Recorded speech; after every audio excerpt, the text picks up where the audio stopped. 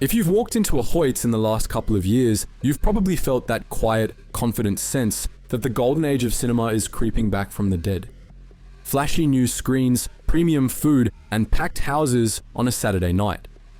It feels like this legendary Aussie brand has somehow weathered the streaming wars and the COVID mess better than anyone. But here's the truth hidden behind the surround sound and the glossy recliners. Hoyts isn't thriving because of a massive, miraculous boom in chock-top sales. The real story is a masterclass in global finance and cultural influence.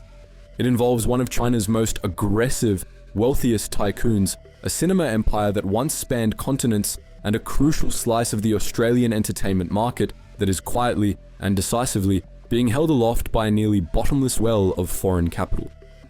To understand the present, we have to rewind to a time when everyone was predicting the death of the cinema. For years, the industry was on life support. Streaming was eating up market share, ticket prices were soaring, and then the pandemic arrived and hit the industry like a financial sledgehammer. Small, independent chains buckled under the pressure. Regional cinemas closed their doors. In Western Australia, a beloved local chain, Grand Cinemas, collapsed completely in 2022, leaving staff scrambling and screens dark. It was a bloodbath in the Australian market. But while everyone else was drowning, Hoyts was swimming laps in cash. They saw the crisis as an opportunity. When Grand Cinemas went under, Hoyts casually swooped in and acquired prime sites in places like Currumbine, Warwick, and Joondalup. It was a market takeover made possible by one factor: deep pockets. And those pockets, they aren't Australian. The entire landscape of Australian cinema changed forever in 2015. That year, one of the most aggressive conglomerates in China, the Dalian Wanda Group, acquired Hoyts. Wanda executed a complete, outright 100% acquisition of the chain, making an immediate and loud statement about their global ambitions. The Wanda Group is an absolute behemoth in Chinese property, retail, and entertainment. The company is backed by Wang Jianlin, one of the nation's most prominent and notorious businessmen who was once ranked as China's richest man. Wang Jianlin openly spoke about his mission to expand China's cultural influence globally, and he started doing it systematically, one cinema chain at a time. In its global heyday, Wanda's reach was staggering. Hoyts was just one piece of a giant portfolio. The conglomerate also owned AMC theaters in the US, making Wanda the biggest cinema operator in the world at its peak. Furthermore, they owned Legendary Entertainment, the major Hollywood studio behind massive hits like Dune and the Godzilla franchise. For Wanda, Hoyts was a profoundly strategic acquisition. In Australia, the deal secured a powerful dual advantage. They gained ownership of the cinema chain, but also control of Val Morgan, one of the country's dominant cinema advertisers. If you've ever sat through a local ad before a film, you saw it through Val Morgan. This integrated ownership allowed Wanda the ability to dictate both the content you watched and the massive, lucrative advertising revenue that surrounded it. This ownership unlocked what can only be described as a financial cheat code for Hoyts. To compete with the coziness of a home couch and an HD TV, Hoyts had to heavily invest in the cinema experience. They rolled out luxury seating, expanded their food and beverage options, and installed expensive premium experiences like D-Box motion seats that rumble and vibrate in sync with the on-screen action. All of that costs serious money, and that capital flowed directly from Wanda's enormous reserves, providing Hoyts with a funding pool local competitors could only dream of. This infusion created a financial bedrock, giving Hoyts a level of stability that no independent operator could ever hope to compete with, allowing them to pursue a long-term strategy with zero fear of short-term losses. This financial dominance leads directly to market consolidation. As local rivals crash and burn under sustained financial pressure, Hoyts ensures they are the only player left standing. The moment smaller competitors falter, Hoyts is poised to absorb the assets. The case of Grand Cinemas in Western Australia is the perfect illustration.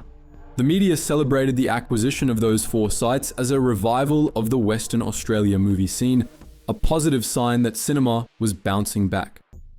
But when you read between the lines, it's more of a cleanup than a revival. Hoyts is simply sweeping up the prime real estate that financially weaker competitors could no longer afford to run. This creates a near monopoly on the Australia cinema landscape. It means fewer choices for consumers, fewer unique platforms for local stories, and an entire industry structure dictated by the strategic and financial interests of a massive overseas conglomerate.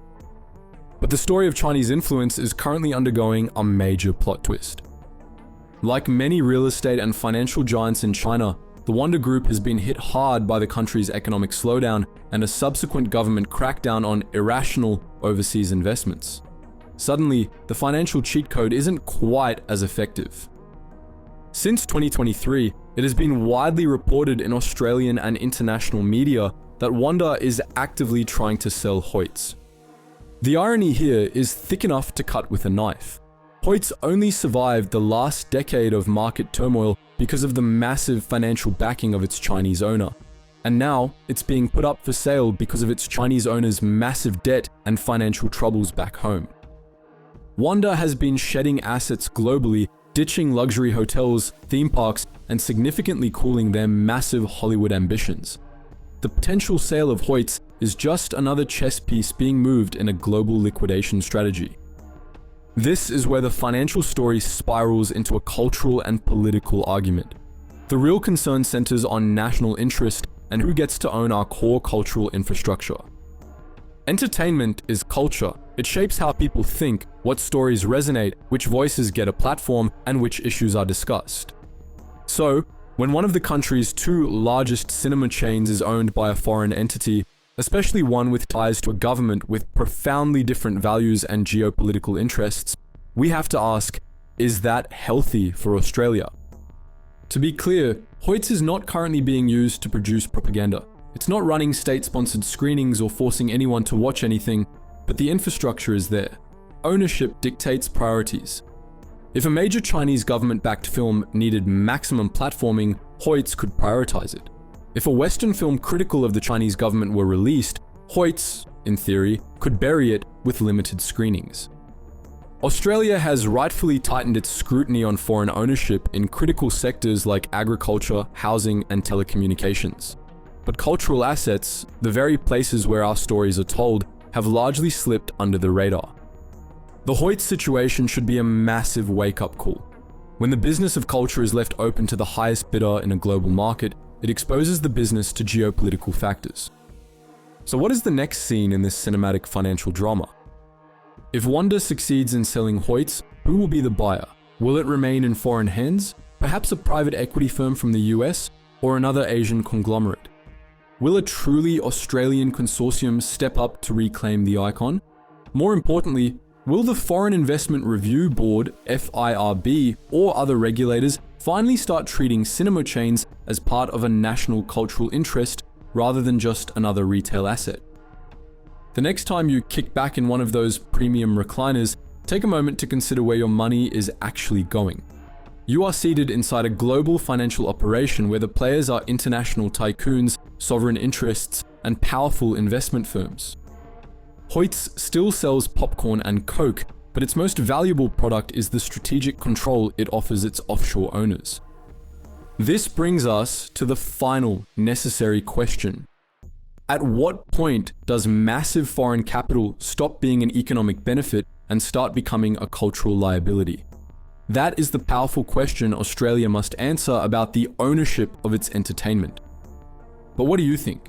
Is Australia too easily sacrificing cultural control for foreign investment, or is this just the price of a superior cinema experience? Let us know your thoughts in the comments section below.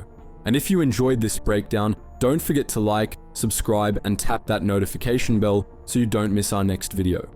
Thank you guys so much for watching, and as always, stay curious.